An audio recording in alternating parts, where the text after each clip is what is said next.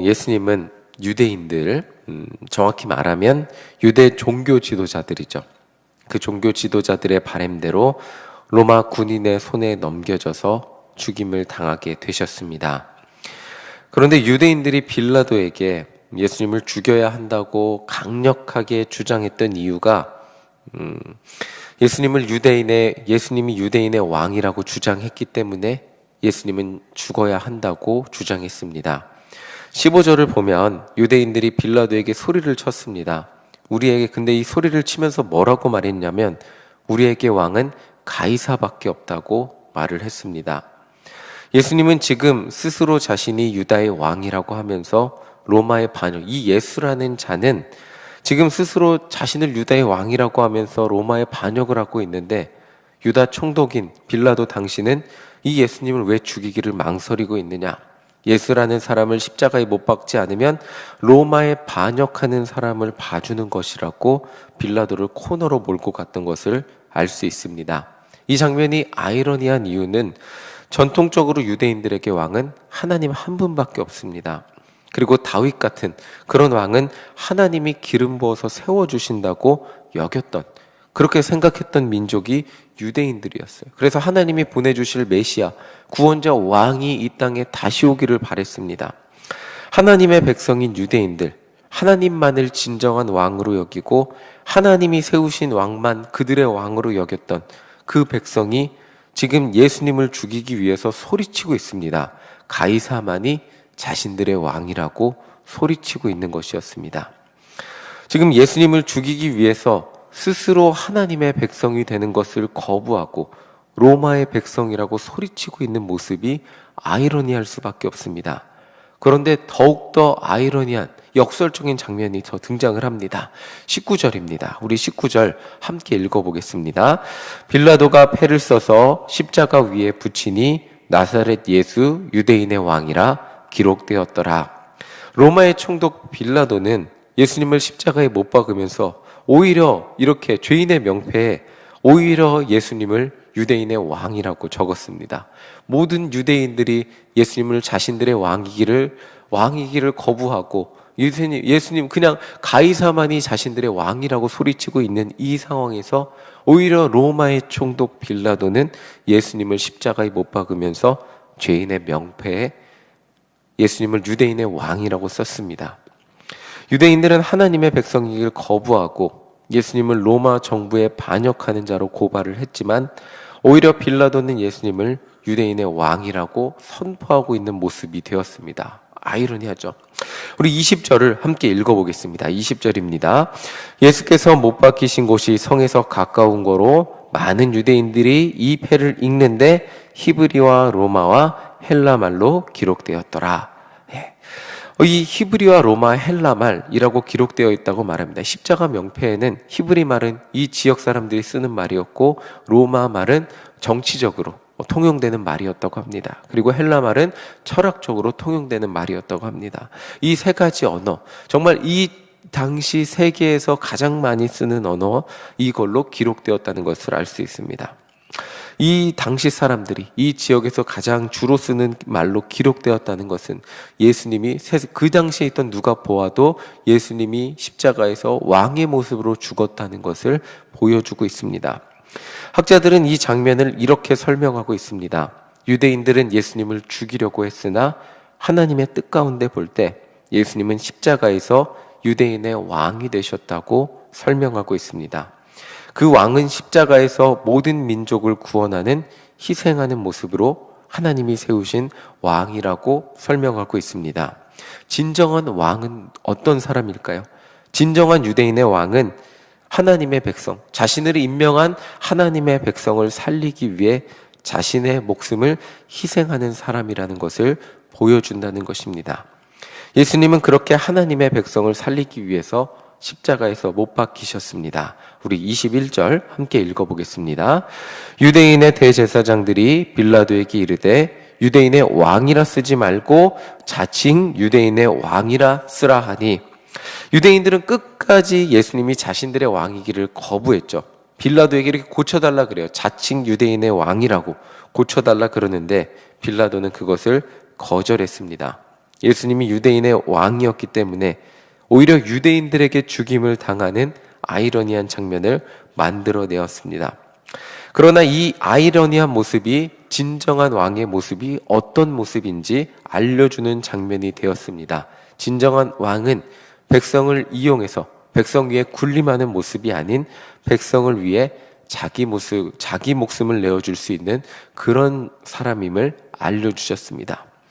그렇게 예수님은 로마 병정의 손에 넘겨지셔서 아주 고통스럽고 잔인한 죽음을 맞이했습니다. 저는 아직도 사순절 때 많은 영상을 보셨을 거예요. 저는 아직도 패션 오브 크라이스트라는 영화를 제대로 보지를 못하겠습니다. 십자가의 죽음이 얼마나 잔인하고 고통스러운지 너무나 적나라하게 묘사했기 때문에 그 영화를 볼 때마다 넘기게 됩니다. 십자가의 고통이 인간이 감당할 수 있는 그런 고통인가 싶습니다. 너무나 괴롭고 육체적으로 고통스럽기만 한 길이었습니다. 그러나 하나님은 그 아픔 가운데 예수님을 유대인의 왕으로 세워주셨습니다. 우리 23절 함께 읽어보겠습니다. 23절입니다. 군인들이 예수를 십자가에 못 박고 그의 옷을 취하여 네 깃에 나눠 각각 한 깃씩 얻고 속옷도 취하니 이 속옷은 호지 아니하고 위에서부터 통으로 짠 것이라. 예수님의 십자가 고통은 육신만으로 끝나지 않았습니다. 자료를 찾아봤어요. 예수님이 보통 십자가에 못 박히신 그림을 보면 속옷을 입고 있잖아요. 그래서 여러 학자들마다 의견이 있는데 많은 학자들에 따르면 예수님은 십자가에서 알몸이 되는 수치와 부끄러움까지 견뎌야 했다고 말을 합니다.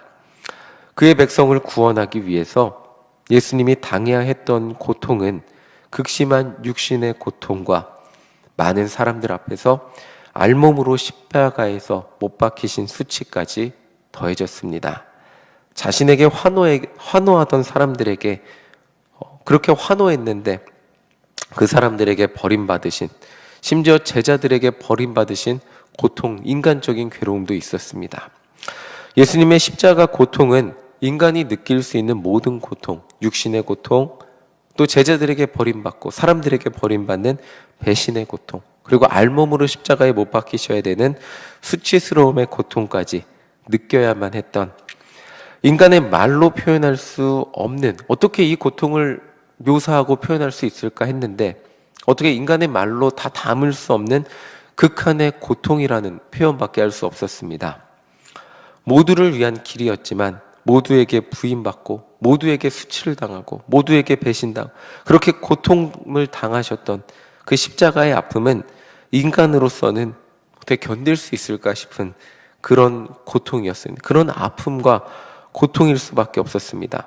그런데 말씀을 쭉 읽다 보면 그런 예수님 곁에 사람들이 있었다는 것을 말해주고 있습니다. 26절 우리 함께 읽어보겠습니다. 26절입니다. 예수께서 자기의 어머니와 사랑하시는 제자가 곁에 서 있는 것을 보시고 자기 어머니께 말씀하시되 여자여 보소서 아들이니이다 하시고, 요한복음에 따르면 모두가 예수님을 떠난 것은 아니었습니다.